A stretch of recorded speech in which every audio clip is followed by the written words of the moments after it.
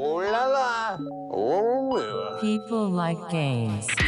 What is up, folks? It's Reggie with People Like Games, and today we're taking a look at one of the most ambitious God games of the 2000s with Spore. Let's get into it. It all starts with Will Wright. Wright was the independent creator of SimCity, which ended up pioneering the urban simulation genre. After a massive success and losing his home to a fire in 1991, Wright wanted to create what he called a virtual dollhouse, where the citizens could be emphasized over the city at large. From there, The Sims truly took off, each game adding more and more interactions with your Sims and expanding the realm of the simulation God game. The Sims were, and still are, a phenomenon, and we could talk about it more another time, but we're here today to talk about Wright's would-be magnum opus, Spore.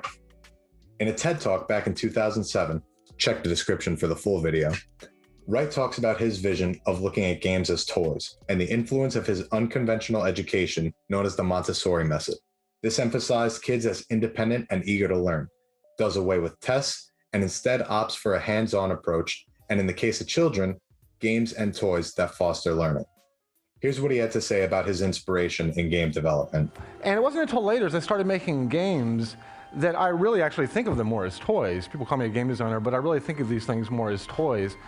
But I started getting very interested in Marie Montessori and her methods and the kind of way she went about things and the way she saw it very valuable for kids to kind of discover things on their own rather than being taught these things just kind of overtly. And she would design these toys where kids, in playing with the toys, would actually come to understand these deep principles of life and nature through play. And since they discovered those things, it really stuck with them so much more. And also, The beauty of Spore was the seemingly endless customizability of your species.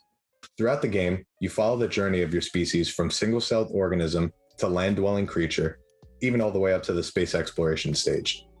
For the first few stages, the player can actively evolve their species and test how it fares in the procedurally generated worlds of Spore.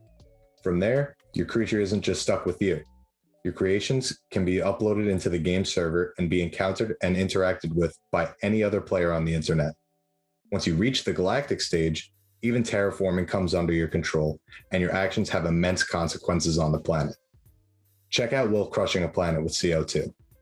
Back in 2008, Spore was easily one of the most anticipated, somewhat educational games of all time.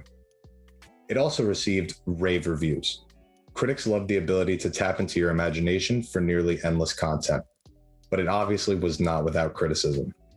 In a way, Spore set out to be a little more than it could, with the New York Times citing a severe lack in depth in the first 4 stages, aside, of course, from the customizability.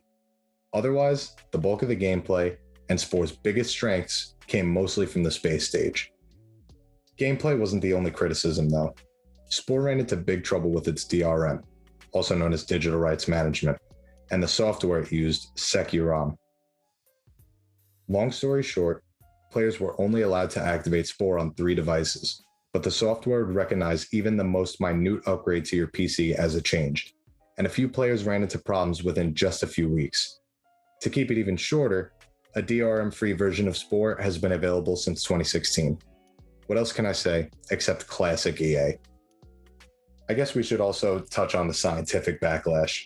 As I'm sure you know if you've seen any video on Spore, the portrayal of some things like single-celled organisms weren't exactly accurate, as well as the player's interference in evolution, which is where the bulk of the scientific criticism comes in.